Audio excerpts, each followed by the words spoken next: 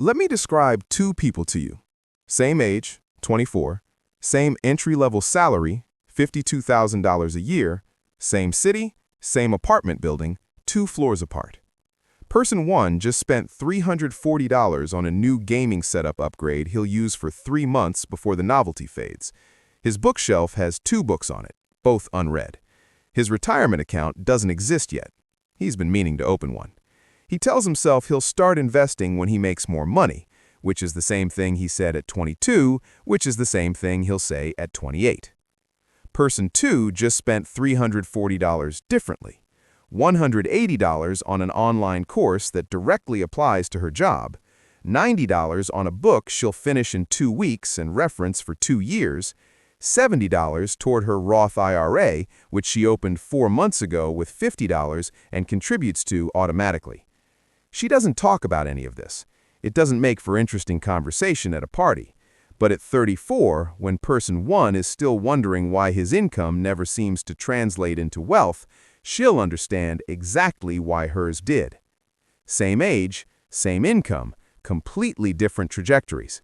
Built not from talent or luck, but from 7 specific categories of purchases made during the 1 decade when compounding has the most time to work in your favor. My name is William. Today, we're going through all 7, not the generic advice version, but the specific, compounding logic behind why each one matters more in your 20s than at any other point in your financial life.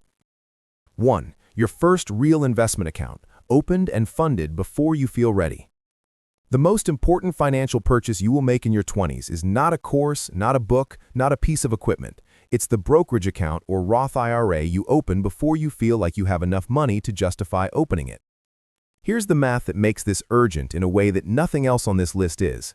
$200 a month invested at 25 at a 7% average annual return produces approximately $525,000 by 65.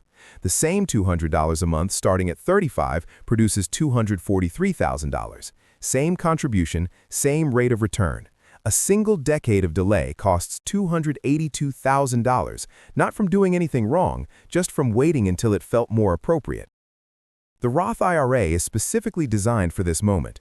Contributions are made with after-tax dollars, growth is tax-free, and qualified withdrawals in retirement are tax-free. In your 20s, when your income is lower and your tax bracket is near its lowest point, you are paying taxes on money at the cheapest rate you will likely ever pay them. The Roth captures that rate permanently. Every dollar that grows inside it from 24 to 65 does so without a future tax bill attached. The contribution limit in 2026 is $7,000 annually. Most people in their 20s can't max it immediately and don't need to. The point isn't the amount, it's the account existing, the automation running, and the compounding starting. The people who wait until they can contribute significantly tend to wait much longer than they intended. Open it, fund it with whatever you have. The habit matters more than the amount, and the amount compounds from whatever you start with. 2. Health, specifically the infrastructure that protects it long-term. This category gets dismissed as obvious and then systematically ignored, which is exactly why it deserves a direct conversation. Spending money on your physical health in your 20s is not a wellness trend or a lifestyle choice. It is maintenance on the only asset that cannot be replaced, outsourced, or recovered from neglect the way financial assets can. And the compounding logic works in both directions. Consistent investment in health during the decade when habits form most durably produces returns that extend across the following 5 decades. Consistent neglect during the same period produces a liability that compounds with equal reliability. The specific purchases worth making: a quality primary care relationship, including annual blood work. Most people in their 20s have never had a baseline established and are managing health against no reference point. A dental care routine, including professional cleaning twice annually. Dental disease is one of the most preventable and most ignored long-term health costs in America. And if your budget allows one additional category, strength training access of some kind. Home equipment, a gym membership, a structured program. The research on resistance training and long-term metabolic health, cognitive function, and injury prevention across aging is extensive and unambiguous. The 36% of Americans who skip medical care due to cost pay for it later at emergency rates. savings. The people who invest in health infrastructure during their 20s are making the same compounding bet that investors make: early consistent input, long compounding horizon, disproportionate return. 3. Books, physical or digital, on specific subjects that accelerate your earning capacity. The average American reads 4 books a year. The average CEO reads approximately 60. That gap is not the cause of the income difference, but it is a symptom of a behavior difference that shows up in every other measurable category of professional and financial outcome. The books worth buying in your 20s are not the self-help titles promising transformation in 10 days. They are the books that build working models of how specific systems operate: money, psychology, negotiation, persuasion, your specific industry, the industries adjacent to yours. A working mental model of how compound interest actually behaves is worth more in practical financial decision-making than any general advice content you will ever consume. A working understanding of how negotiation functions changes the outcome of every salary conversation you will ever have. The dollar cost of books is negligible relative to the ROI. A $28 book that changes one professional decision produces a return ratio that no other asset class competes with. The limiting factor is never the price. It is the discipline of reading specifically and deliberately rather than passively and recreationally.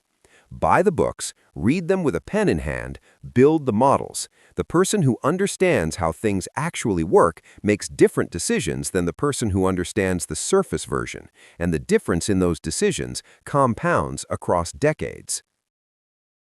4. Skills that increase your earning ceiling before you need them. Your 20s are the lowest cost period of your professional life to acquire skills that don't directly relate to your current job. You have more time than you will have at 35 with children and a mortgage. You have lower opportunity cost than you will have when your hourly rate is higher. And the skills you acquire now compound at market rates for decades before you need to deploy them. The specific categories worth investing in: technical skills with durable demand, data analysis, coding fundamentals, financial modeling, digital marketing, skills that appear in job descriptions across multiple industries and command premium compensation wherever they surface. Communication skills, specifically writing and public speaking, which research consistently identifies as the highest leverage professional skills available at any income level. And negotiation, a skill almost nobody formally develops and almost every professional consistently underutilizes at enormous financial cost. The average American leaves approximately $1 million in lifetime earnings on the table through poor salary negotiation alone, according to research from Carnegie Mellon. One skill, systematically applied across a career at a magnitude most people find difficult to accept before they calculate it. An online course in your 20s that adds $8,000 to your starting salary compounds across every future raise, every future negotiation, every future role that salary anchors. The return on skill investment made early is not linear. It anchors the starting point from which everything else grows. 5. Your financial foundation, specifically the tools that automate good behavior. This is the purchase category most people overlook because it doesn't feel like a purchase, it feels like administration. A high-yield savings account is not an account. It is the difference between an emergency fund earning 4.2% annually and one earning 0.39% at a traditional bank. On a $10,000 emergency fund, that difference is $381 per year for opening a different account. The setup takes 20 minutes. Most people never do it because it doesn't feel significant enough to prioritize. Budgeting software that creates genuine visibility into your spending is worth whatever it costs if you actually use it. The average American spends $219 per month on subscriptions when every charge is itemized. Self-estimates average $86. The $133 gap between what people think they spend and what they actually spend is not a mathematical failure, it's a visibility failure. Tools that create visibility eliminate the comfortable vagueness that allows bad financial habits to continue unchallenged for years. Automating your savings and investment contributions before you see the money is not a financial strategy. It is the financial strategy, the one that works specifically because it removes the monthly decision and the monthly opportunity to choose differently. The single most reliable predictor of consistent saving behavior is not discipline or motivation. It is whether the saving is automatic. Set it up once, let it run. 6. Travel. Specifically the kind that expands your professional and personal reference frame. This is the category most likely to generate pushback, so the logic deserves precision.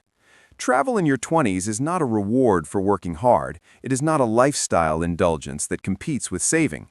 It is exposure to different systems, different approaches to work and commerce and community, different solutions to problems your own environment hasn't encountered, and that exposure produces a return in perspective and professional insight that no classroom or book fully replicates. The specific travel worth prioritizing, destinations that are genuinely different in cultural and economic structure from your home environment, not the resort version of a different country, but the functional version, cities, markets, infrastructure, workplaces, extended stays rather than compressed tourism, travel that involves interaction with local professionals rather than other travelers. The constraint is budget, and the constraint is real. The solution is planning rather than financing. The worst version of travel in your 20s is the trip that goes on a credit card at 21% interest and costs 40% more than the ticket price by the time the balance clears. The best version is the trip saved for deliberately, taken intentionally, and processed afterward in a way that actually integrates what was observed.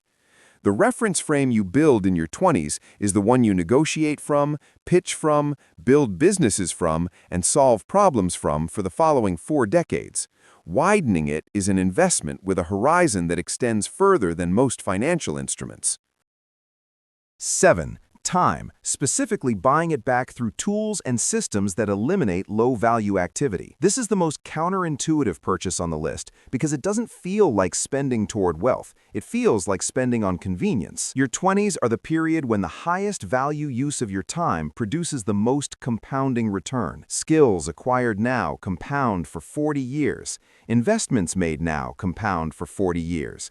Professional relationships built now compound for 40 years. Every hour spent on low-value activity that could be eliminated or automated is an hour not compounding in one of those categories. The specific purchases worth making: tools that automate administrative repetition in your professional life, software that eliminates manually recurring tasks, systems that batch low-concentration work into contained windows so high-concentration work gets protected time, and in the personal domain, any service or tool that reliably returns more time than it costs. If outsourcing a task you dislike costs $30 and returns 3 hours of focused productive time, the ROI calculation is not complicated. The wealthiest people in every study of time use share one consistent characteristic: they are ruthlessly protective of the hours that compound and systematically eliminate or delegate the hours that don't. That behavior is learnable. It is also learnable at 24 at dramatically lower cost than at 44 when the habits are calcified and the hourly rate of the time being wasted is considerably higher. The 7 things on this list don't look impressive from the outside. They don't photograph well. They don't signal anything to anyone at a dinner party. The investment account is invisible. The books sit on a shelf. The skill course is a browser tab. The savings automation runs in the background without drama or announcement. What they produce across 10 to 15 years of compounding looks like the kind of financial position that most people assume requires either a higher income or a fortunate circumstance. It requires neither. It requires starting the right things before it feels necessary, which is exactly what your 20s are for. Person 2, 2 floors up, already started. The only question is whether you're going to.